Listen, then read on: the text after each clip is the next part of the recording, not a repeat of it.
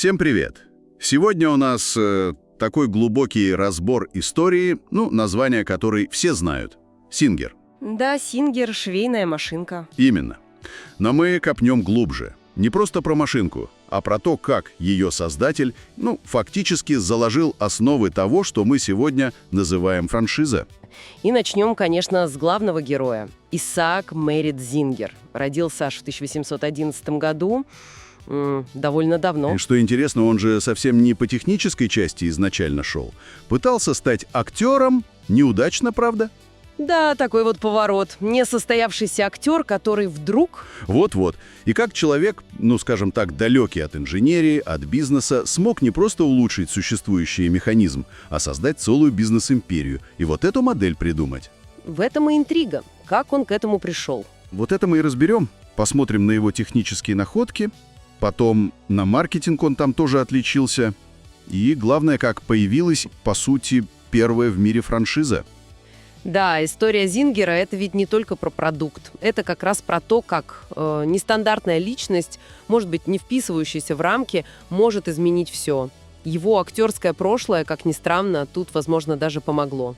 Давайте тогда в 1850 год. Бостон. Зингер попадает в мастерскую Орсона Фелпса. Угу. А Фелпс как раз бился над швейными машинками другого изобретателя. Машинки были, но работали, плохо, ломались постоянно. Да, они были очень капризные, ненадежные. И вот Зингер видит эту, так сказать, конструкцию и загорается идеей ее улучшить. Что там было не так? Что он предложил? Смотрите, те машинки — это были скорее такие диковинки, игрушки дорогие. Шить на них толком было нельзя. Нить рвалась, ткань надо было руками двигать очень осторожно. То есть не для работы. Совершенно. А Зингер, он хоть и не инженер, но, видимо, практическая смекалка у него была что надо. Он увидел конкретные проблемы, которые мешали шить, и начал их решать. Источник выделяет несколько ключевых моментов. Давайте по ним пройдемся. Но не просто списком, а какую проблему решало каждое улучшение. Хорошая мысль. Так, во-первых, игла. В старых машинках она часто как-то по дуге ходила, не точно. Зингер сделал так, чтобы игла двигалась строго вертикально, вверх-вниз. И игла прямая, с ушком на конце. А что это дало? Ровный, надежный шов. Стежок к стежку. Во-вторых, ткань. Раньше ее надо было обеими руками придерживать, направлять. Неудобно же? Ужасно. Зингер придумал прижимную лапку. Такая штучка, которая держит ткань на месте, пока игла ее прокалывает. Это сразу бац, и удобство, и качество шитья выросло. Ага, то есть руки уже не так дрожат, строчка ровнее. Именно. Третье, как двигать ткань. Руками медленно, неравномерно. Зингер внедрил такое зубчатое колесико под иголкой. Оно само двигало ткань после каждого стежка. Автоматически. Да. И можно было шить без остановки, и стежки все одинаковой длины. И четвертое, может, самое главное для удобства – привод. Раньше часто рукой крутить надо было. А Зингер применил ножную педаль, качалку такую. О, то есть руки свободные. Вот это, наверное, был прорыв для швеи. Абсолютно. Это просто революция в эргономике. Обе руки свободные, направляй ткань, делай, что хочешь, быстрее, меньше усталости. И это все вместе – игла, лапка, продвижение ткани, ножной привод – это и сделало машинку Зингера не просто игрушкой, а реальным рабочим инструментом, практичным. И значит, с этими идеями Зингер в 1851 году находит какие-то смешные деньги, $40 пишут, и основывает с партнерами I.M. Singer & Co. Патент получает, казалось бы, все, дорога открыта. Но ведь нет, наверное? Конечно, нет. Проблемы были, и еще какие. Главная цена – $100. 100? Это же целое состояние по тем временам. Огромное. Это, я не знаю, полгода работы для обычного человека. Простая семья такое позволить себе не могла никак. А кто покупал тогда? Фабрики. В основном, да. Владельцы мастерских, фабриканты одежды. Они видели выгоду, производительность растет, но это узкий рынок. До обычных людей было не достучаться. И тут, я так понимаю, Зингер включает своего внутреннего актера. Раз товар дорогой и непонятный, надо устроить шоу. В каком-то смысле, да. Он понял, надо показывать ярко, убедительно. Он сам начал ездить по ярмаркам, выставкам. Представляете, толпа, а он такой харизматичный, уверенный, показывает, смотрите, как шьет, и так, и сяк, любую ткань берет. А эти знаменитые конкурсы «Машинка против швеи» — это правда было? Да, это был его коронный номер, его фишка. Выходит лучшая швея города, а рядом его машинка. И соревнуются, кто быстрее и качественнее. И кто побеждал? Ну, конечно, машинка. Пишут раз в 20 быстрее человека. До 1000 стишков в минуту. Представляете эффект? Это было лучше любой рекламы. Сначала это убедило промышленников, а потом и обычные люди, ну, женщины в основном, стали интересоваться, а что если и домой такую? Маркетинг, построенный на наглядности. Экономия времени, сил. Круто. Но цена-то $100 никуда не делись.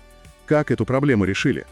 А вот тут Зингер и его партнер Эдвард Кларк, он больше по финансам и стратегии был, сделали еще один гениальный ход. Уже в коммерции.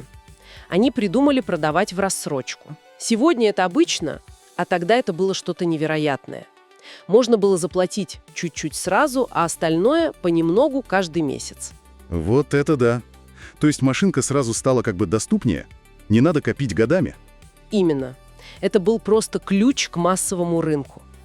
Семьи со средним достатком уже могли себе это позволить. Но и это не все. Они еще и сеть агентов создали. Агентов? Каких? Торговых, которые ходили прямо по домам, от двери к двери. Приходили к хозяйкам, показывали машинку в действии, рассказывали про выгоды, предлагали ту самую рассрочку. Прямо на дому? Персональный подход. Да, и все это подкреплялось рекламой. Причем реклама Сингер была одной из первых, которая била точно в цель, в женщин, в домохозяек. Показывала, как машинка жизнь облегчит, как одежду шить для семьи, экономить, может даже подрабатывать. Целая система. Абсолютно. Плюс они постоянно модели обновляли, что-то улучшали. И вот все вместе. Рассрочка, прямые продажи, реклама, новые модели. Это дало взрывной рост продаж. Но ведь такой рост — это и новые проблемы. Спрос огромный, производство не успевает. А сервис? Машинка же сложная штука для того времени. Ее ж надо настроить, починить, если что. Иголки, там нитки, запчасти. Как с этим справляться по всей стране? А потом и по миру. Вот, вы точно сформулировали проблему. Классика масштабирования. Заводы построить можно. А как масштабировать сервис, обучение, продажи? Да еще, чтобы везде было одинаково хорошо, чтобы бренд не пострадал. Из одного центра управлять этим нереально. Нужно было какое-то другое решение. Да, которое позволило бы расти дальше, но не терять контроль над качеством и не портить репутацию. И вот тут мы подходим к самому, пожалуй, интересному. К рождению франчайзинга. Именно. Зингер и Кларк поняли, нужны партнеры. На местах. Люди, которые будут заинтересованы в успехе так же, как и они сами. И они придумали систему контрактов с независимыми предпринимателями. А что за контракты? Что они давали этим предпринимателям? Просто право продавать машинки? Нет, не просто. В этом вся суть. Это была не просто дистрибуция, контракт был намного глубже. Этот партнер, франчайзи, как мы бы сказали, получал эксклюзивное право на определенной территории, город, штат, может даже целая страна за границей. Эксклюзивное право на что? На все, что связано с Сингер, он должен был не просто продавать машинки, он должен был открыть фирменный магазин или офис Сингер, организовать сервис, настройку, ремонт, продажу запчастей, только оригинальных. Он должен был учить покупателей, как пользоваться, как ухаживать. То есть он становился таким маленьким Сингером на своей территории, полноценным представительством. Совершенно верно. И что важно, он обязан был соблюдать единые стандарты. Качество обслуживания, оформление магазина, реклама – все в фирменном стиле Сингер. Чтобы клиент хоть в Чикаго, хоть, не знаю, в Париже, приходя в Сингер, получал одно и то же узнаваемый бренд, высокий сервис. Понятно. Это строило доверие и репутацию по всему миру. А что получал сам франчайзи за все это? Кроме эксклюзива. И на чем зарабатывала сама Сингер? Франчайзи получал, во-первых, право работать под уже известным, раскрученным брендом. Это само по себе ценность. Во-вторых, доступ к товару по оптовым ценам.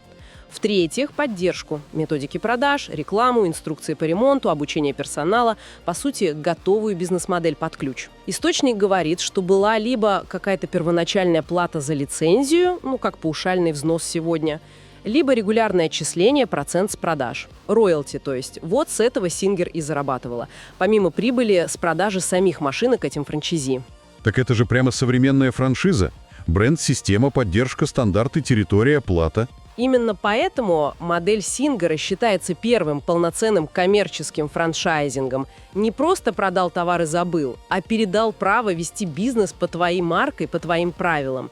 И эта модель позволила им решить ту самую проблему масштабирования и очень быстро захватить мировой рынок. Насколько быстро? Есть какие-то цифры? Есть. Смотрите, уже к 1860 году, это меньше, чем за 10 лет после основания компании и старта этой системы, Singer стала крупнейшим производителем швейных машин в мире. Представляете?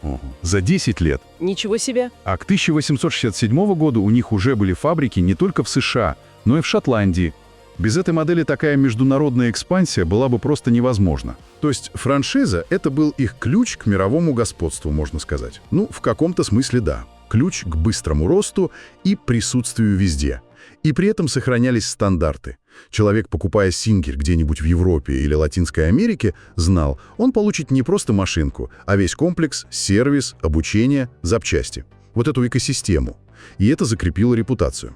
На десятилетия. И сама модель, конечно, потом пошла гулять по миру. Ее подхватили другие компании в самых разных сферах. От еды до отелей. Давайте тогда подведем итог. Что мы видим в истории Singer? Целый каскад инноваций. Сначала технические, которые сделали машинку реально полезной. Да, превратили ее в инструмент. Потом маркетинг, просто гениальный для своего времени. Создали спрос там, где его, по сути, не было. Устроили шоу, предложили рассрочку. И как вишенка на торте, вот эта управленческая инновация – франчайзинг, которая позволила всему этому взлететь глобально. Именно так. Это синергия, продукт, маркетинг, бизнес-модель. Причем франчайзинг родился ведь не из теории, а из практики. Как решить конкретную задачу? Как продавать и обслуживать много машинок на большой территории? И решение оказалось настолько удачным, что изменило вообще всю розничную торговлю, всю сферу услуг. Получается, эта история, она не просто про прошлое. Она про то, как смелость и в маркетинге, и в организации дела может создать мирового лидера и целую новую индустрию породить. И еще она про то, как важно думать не только о самом продукте, но и о всей цепочке до клиента, включая сервис, поддержку. Singer ведь продавал не просто железку, он продавал решение, возможность шить быстро и хорошо, и все, что для этого нужно. Да, это важный урок, и вот в завершении давайте оставим такую мысль для наших слушателей. Франчайзинг, который придумали для Singer почти 2 века назад, привел к тому, что у нас сегодня вокруг полно стандартизированных товаров и услуг. Кафе, магазины, сервисы.